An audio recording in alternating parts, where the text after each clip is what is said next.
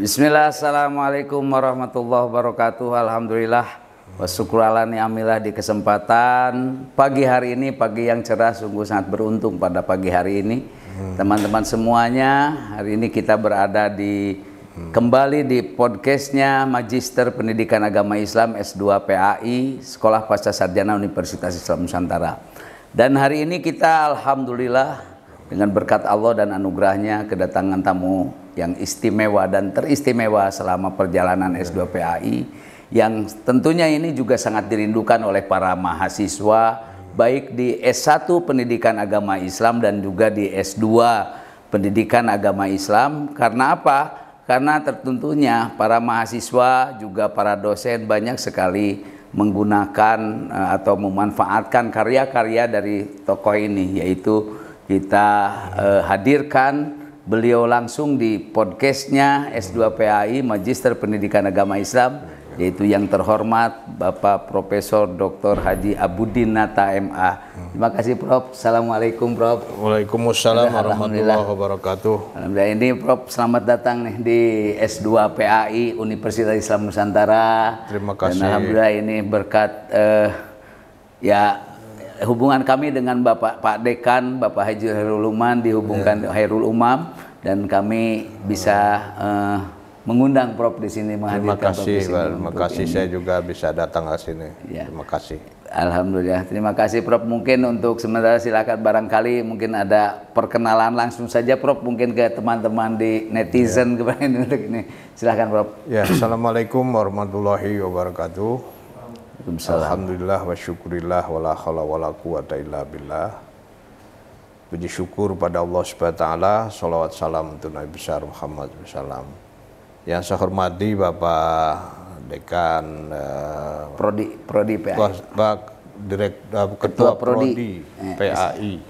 S2 PAI. S2 PAI Bapak Dr. Ahmad Sukandar MMPD. Terima kasih saya bisa diundang ke sini, dan saya senang dengan terselenggarakannya program Magister Pendidikan Agama Islam ini.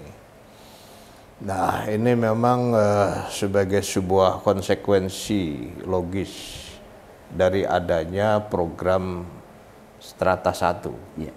Jadi strata 1 itu kalau tidak ada strata 2-nya, ya tentu untuk mengembangkan ilmunya mandek, menjadi sumandek. Ya. Nah, saya dengar juga sudah ada S3-nya juga ya, baru dibuka Prof. Nah, kita tahu bahwa pendidikan agama Islam ini posisinya sangat strategis. Betul. Karena dia sangat dibutuhkan ya untuk melayani lembaga-lembaga pendidikan yang jumlahnya tiap tahun bukan tambah kurang tapi tambah banyak. Karena populasi penduduk makin banyak dan kesadaran masyarakat ya untuk menjadikan dirinya memiliki wawasan ya, pengetahuan, pengalaman, keterampilan sebagai modal untuk bisa bersaing dalam era kehidupan modern, era global yang penuh tantangan. Pendidikan ini semakin sangat diperlukan. Yang kedua, kita tahu bahwa pendidikan ini adalah sebagai satu bridger yang sangat strategis untuk melakukan proses mobilitas vertikal dan horizontal. Jadi orang itu ingin merubah nasibnya itu harus lewat pendidikan. Betul, betul. Nah, kita melihat bangsa-bangsa yang maju di dunia ya selama ini lebih pada mengandalkan sumber daya manusianya. Nah, beberapa negara di dunia ini kita baca ada yang masih banyak mengandalkan sumber daya alam. Ya. Jadi ada satu pendapat mengatakan bahwa kita ini selama ini hidup, Pak, itu dari rahmat dan kasih sayang Allah lewat alam. Betul. Artinya kita dimanja oleh alam. Jadi kita hidup ini ya belum atas usaha kecerdasan intelektual. Ya. Gitu ya. Tidak berdasarkan kecerdasan intelektual tapi lebih mengandalkan alam gitu. Ya. Itu artinya kita belum bisa berdaya. Nah, yang ketiga bahwa kita membaca dari beberapa tulisan dalam rangka mengisi kemerdekaan, ya, itu ujung-ujungnya adalah pada penguatan sumber daya manusia. Ya. Apalagi dikaitkan dengan bonus demografi, di mana 65% bangsa Indonesia ini berada dalam usia kerja. Nah, untuk bisa kerja itu tentu modalnya adalah pendidikan. Nah, oleh sebab itu, menurut hemat saya, pendidikan ke depan ini harus mengarah kepada 4 hal, Pak. Pertama adalah penguatan pada personality, kepribadian, akhlakul karimah sebagai modal untuk dia menjalani kehidupan pribadi, menjalani kehidupan di dunia dan akhirat. Itu yang pertama, Pak, personality. Nah, yang kedua adalah pendidikan itu juga harus menjawab kebutuhan masyarakat. Masyarakat sekarang ini sedang bergerak dari era oleh Alvin Toffler dulu disebut sebagai masyarakat agraris, berubah menjadi masyarakat industri, berubah menjadi masyarakat informasi. 3 masyarakat ini secara konseptual bisa dibedakan, tetapi dalam prakteknya itu 3-tiganya ada, Pak. Jadi ketika kita masuk masyarakat industri, itu masyarakat agraris itu masih ada. Nah, tentu pendidikan harus melayani ketiga-tiganya itu. Jadi pendidikan tidak hanya melayani kebutuhan masyarakat agraris, tapi juga masyarakat industri, masyarakat modern. Nah, ini yang kemudian oleh tokoh pendidikan yang kita kenal sebagai aliran progresivisme, John Dewey, bahwa antara sekolah dan masyarakat itu harus dibuka dindingnya, Pak. Dinding sekolah harus dibuka. Berbagai potensi, kemampuan, pengalaman yang ada di masyarakat tarik ke sekolah supaya dia bisa memperkuat sekolah. Gitu. Dan di dalam undang-undang juga kita membaca kan bahwa pendidikan juga tanggung jawab masyarakat. Sekolah berbasis masyarakat itu ya. Jadi berbagai kekuatan yang ada di masyarakat itu harus ikut memperkuat sekolah. Karena itu misalnya yang ada di masyarakat fasilitas olahraga, ya sarana ibadah dan lain sebagainya itu bisa diintegrasikan ke dalam sistem pendidikan. Demikian juga dalam konteks pemberian penguatan pelatihan-pelatihan keterampilan kerja, di mana masyarakat dengan berbagai kekuatan di sektor pertanian, sektor perdagangan, sektor perikanan, sektor peternakan, ini semua harus menjadi satu bagian yang diintegrasikan dalam rangka penguatan pendidikan. Dan ini sejalan juga dengan konsep yang disebut dengan Merdeka Belajar atau Kampus Merdeka. Di dalam konsep Kampus Merdeka kita membaca bahwa mahasiswa itu harus diberikan peluang sekian semester ya untuk mereka mencoba memiliki pengalaman di dalam berbisnis yang bisa menopang kehidupannya di akan datang. Nah, jadi ini konsep pendidikan yang disebut dengan link and match. Ada keterkaitan, ada kesesuaian dengan kebutuhan masyarakat, Pak. Nah, ini ya nanti aplikasinya mungkin di dalam program-program kuliah kerja nyata itu. Nah, yang ketiga adalah pendidikan ini juga harus dikaitkan dengan kebutuhan pembangunan nasional. Nah, untuk ini maka kita harus juga melihat apa sebenarnya rencana-rencana pembangunan nasional. Katakanlah untuk Indonesia Emas tahun 2024, Indonesia yang maju, yang adil, sejahtera, berdaulat, itu kriteria rumusannya itu seperti apa? Itu kan gitu ya. Betul. Misalnya ada yang mengatakan ya, sejahtera itu ukurannya 2, katanya apa itu? 1, dapat pekerjaan. Ya, yang kedua sejahtera itu bagaimana ya dengan uang yang ada bisa membeli sesuatu itu cukup. Jadi ketercukupan dari uang yang ada itu sehingga dia bisa terpenuhi kebutuhannya. Nah, Indonesia Maju 2024 itu konsepnya seperti apa? Ini harus diisi harus menjadi bagian dari agenda pendidikan. Ya, ya. Pendidikan harus ngisi itu. Sebelumnya juga kita baca namanya PJPI ya, Peta Jalan Pendidikan Indonesia, itu kita baca 2020-2035. Itu arahnya kan masih 3 itu. Satu pada pemerataan akses, di mana kemarin COVID-19 selama 2 tahun itu akses terganggu. Betul. Saya baca pada level dunia itu 1,6 miliar manusia terganggu belajarnya. Ya.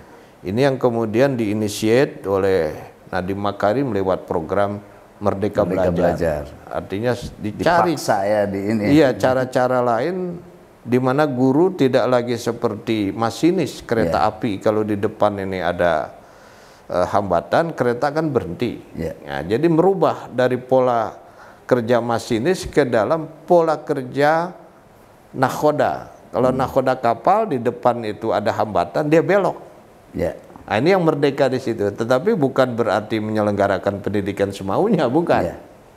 Nah, ini sebenarnya asal muasal lahirnya Merdeka Belajar karena masalah akses terganggu. Nah, jadi kita harus cari formula-formula lain agar amanat Undang-Undang Dasar 45 tentang pendidikan ini berjalan. Nah, yang kedua adalah mutu, Pak.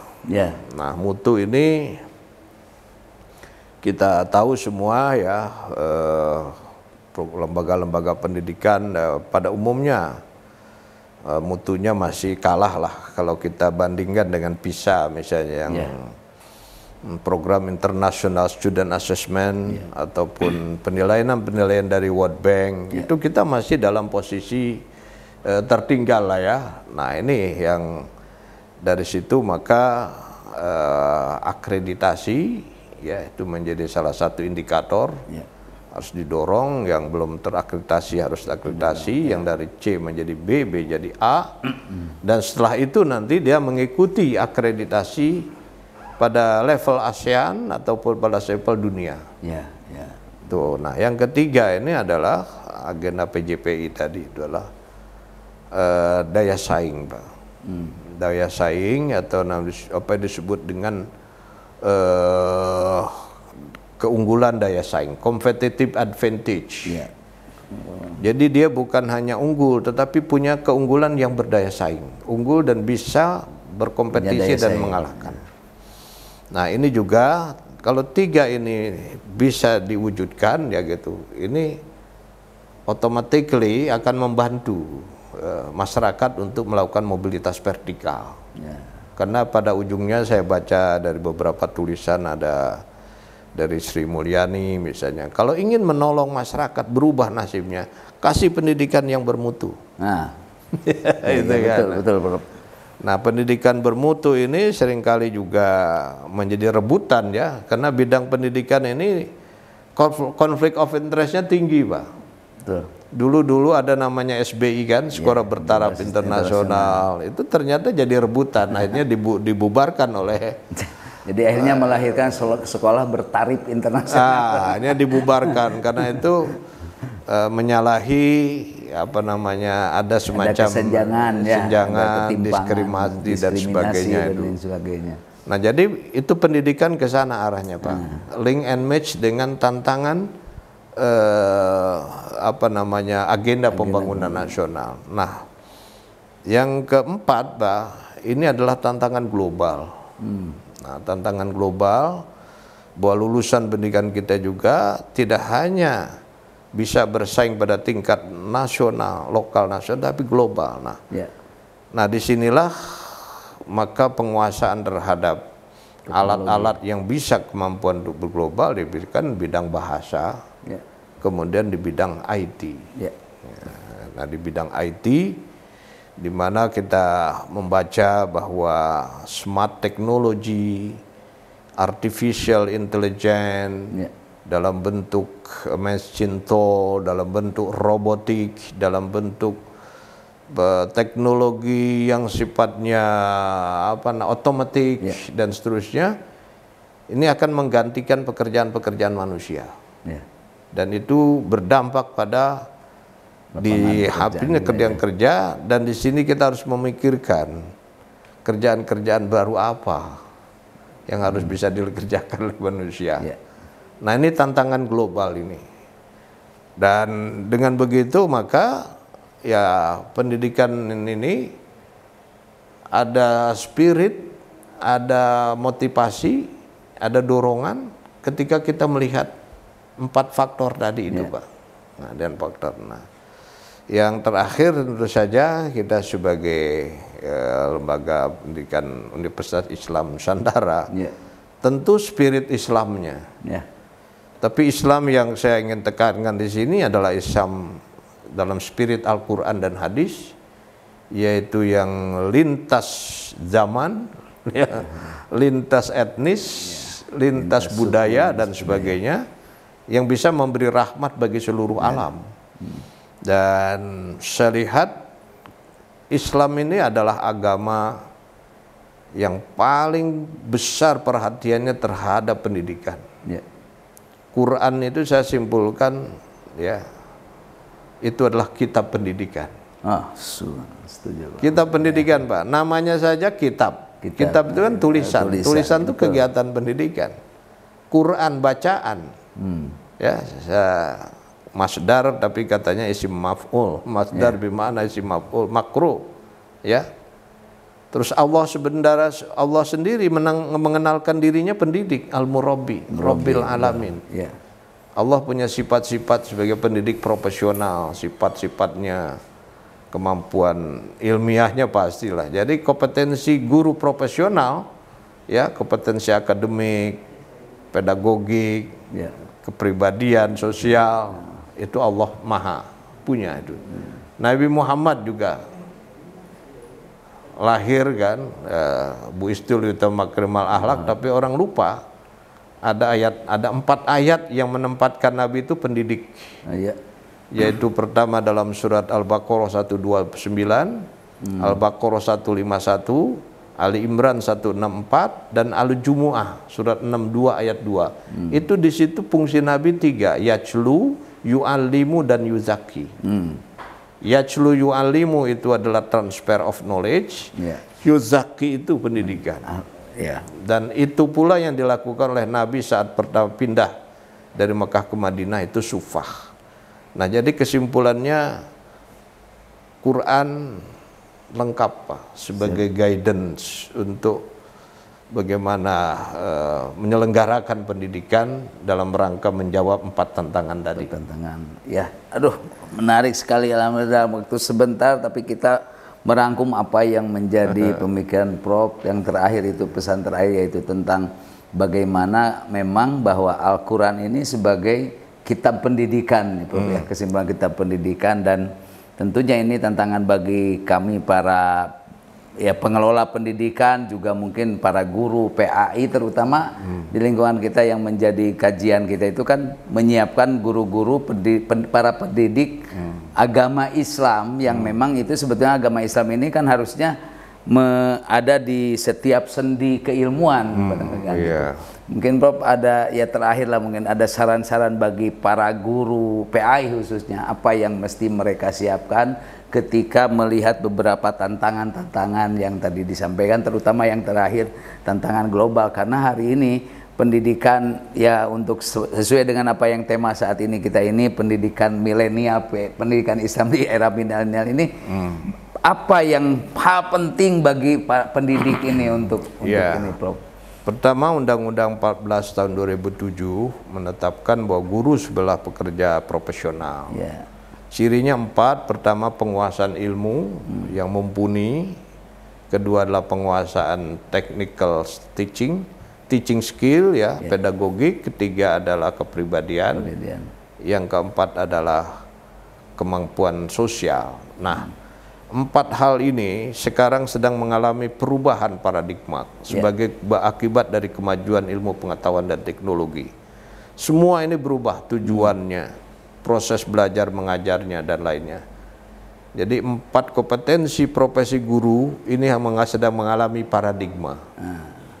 Keilmuan harus lebih integrated, kemampuan mengajar harus lebih mengarah kepada student centris misalnya, kepribadian juga harus bersikap global, dan sosial juga harus lebih luas lagi. Jadi pesan saya kepada guru harus terus mengembangkan 4 kompetensi tadi sesuai dengan tantangan zaman. Siap, Prof. Ya, alhamdulillah. Terima kasih sekali, Prof. Ini menjadi satu anugerah bagi kami. Mudah-mudahan kehadiran Prof ini menambah keberkahan bagi kami semua dan bagi kampus kami tercinta Universitas Islam Nusantara.